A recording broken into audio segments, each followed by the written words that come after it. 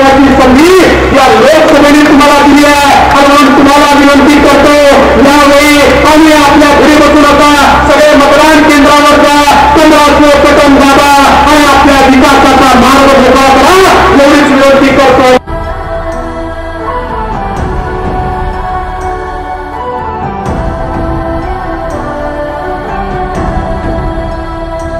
जीत तू, जान तू, जहान तू, हो गई इतिहास का ताज तू.